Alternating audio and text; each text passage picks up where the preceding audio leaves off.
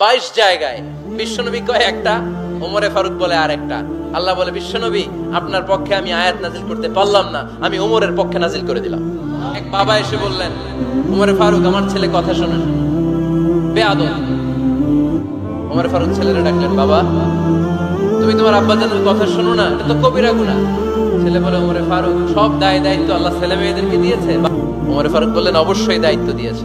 তাহলে বলেন আমার বাবার দায়িত্ব কি? উনি বললেন, প্রাইমারিলি প্রথমত 3 দায়িত্ব। আইয়ানতাকিয়া উম্মাহ, পৃথিবীর প্রতিটি বাবার উচিত ছেলেদের মেয়েদের জন্য ভালো মায়ের ব্যবস্থা করা। 2 নম্বরে আইয়ুহসিনা ইসমা, সুন্দর তার একটা নাম রেখে দেয়া। 3 নাম্বার ইউআল্লিমাহুল কিতাব, তার আল্লাহর কিতাব শিক্ষা দেওয়া। এবার ছেলেকে আমার আব্বা 3টার একটাও করে নাই। এবার ওমরে ফারুক রেগে গেলেন, বাবার কাঁধে ধরলেন, বললেন তুই ছেলের জন্য বিচার নিয়ে আসলি, তোর 3টা দায়িত্বের একটাও তুই পালন করিস নাই। ছেলে বলে, আমিরুল মুমিনিন আমার মা নর্তকী, আমার মা মাজুসি, আমার মায়ের মধ্যে কোনো আদব কাদব নাই, সুন্দরী দেখে আমার মা রে বাবা বিয়ে করছে, আমার মায়ের কাছ থেকে জীবনে কিছু শিখি নাই। 2 নাম্বার সাম্মানি খানফাসা, আমার বাবা আমার নাম রেখেছে চামচিকা। কি নাম রাখছে? এটার নাম হইলো একটা, এরকম উল্টা পাল্টা নাম আছে না? নাই না, এগুলো রাখবেন না। আব্দুল্লাহ রাখবেন, আব্দুর রহমান রাখবেন। আর একটা কি বলছি আজকে? হুযায়ফা রেখে দিয়েন, পারবেন?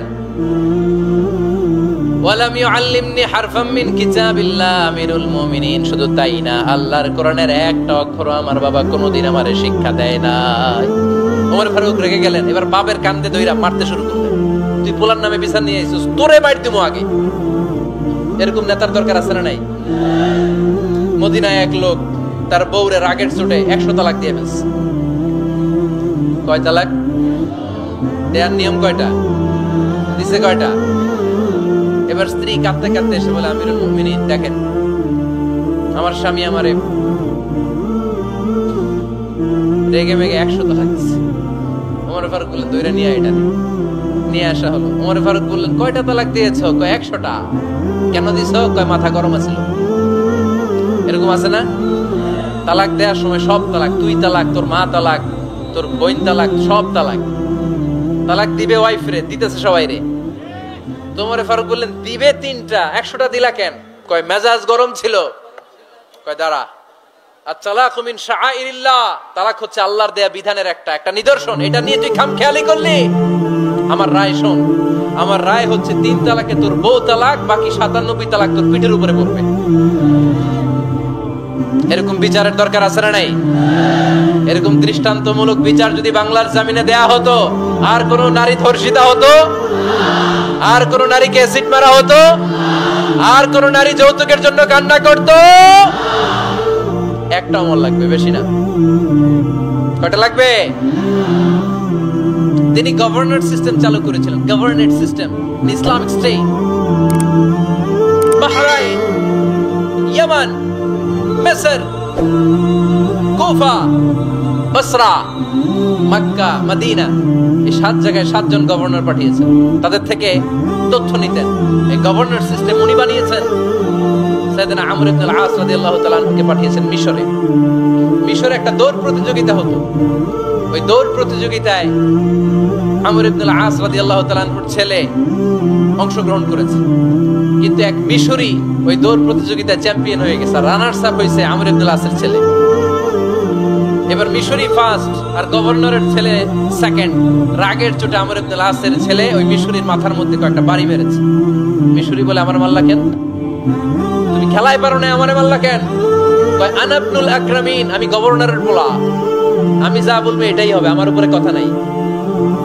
মিশরি ওইখানে আর ঝগড়া বাঁধায় নাই, মনে দুঃখ নিয়ে মদিনায় চলে আসলেন। এসে বললেন, আমিরুল মুমিনিন, আপনি আমর ইবনে আল-আস রাদিয়াল্লাহু তাআলা আনহুকে মিশরের গভর্নর বানিয়ে পাঠিয়েছেন। একটা প্রতিযোগিতায় আমি চ্যাম্পিয়ন হয়েছি, ওনার ছেলে হয়েছে রানার আপ। কেন সে চ্যাম্পিয়ন হতে পারে নাই? এই কারণে আমার মাথায় লাঠি দিয়ে 3টা বাড়ি মেরেছে। বিচারটা দিছে কার দরবারে? কথা বুঝেন নাই বোধহয়। ওমর ফারুকের দরবারে। ওমর ফারুক বললেন, তাই আগামী বছরের অমুক তারিখ আমি সব গভর্নরদেরকে ডেকে হিসাব নিতে, ওই দিন তুই থাকবি, পারবি না? মিশরে বলে, পারবো, মানে অবশ্যই পারবো। ওই দিন 7 রাজ্য থেকে 7 গভর্নর হাজির, গভর্নরদের ছেলেরাও হাজির, মিশরীয় হাজির।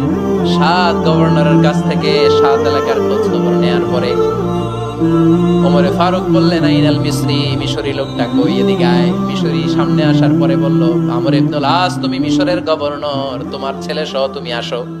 আমর ইবনুল আস এসে সামনে বসে রইলেন। এবার বললেন, ও আমর ইবনুল আসের ছেলে, তুমি নাকি ইবনুল আকরামিন গভর্নরের ছেলে, তুমি যা বলবা মিশরে নাকি তাই হবে, তোমার নাকি অনেক দাপট।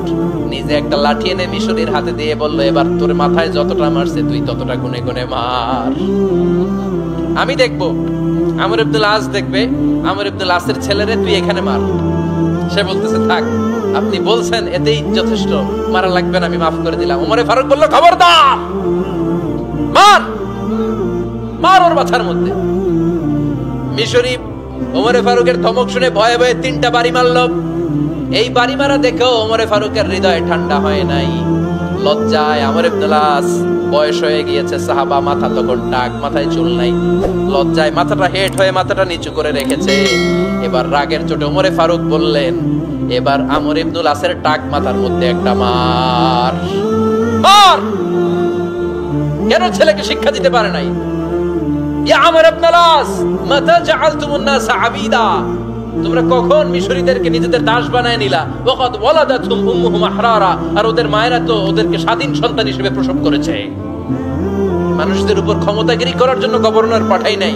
খবরদার, জনগণ, তাদেরকে দেখভাল করার জন্য তোমাদেরকে পাঠানো হয়েছে, তাদের উপর কোনো অত্যাচার করার জন্য নয়। চিল্লায় বলেন ঠিক কি না?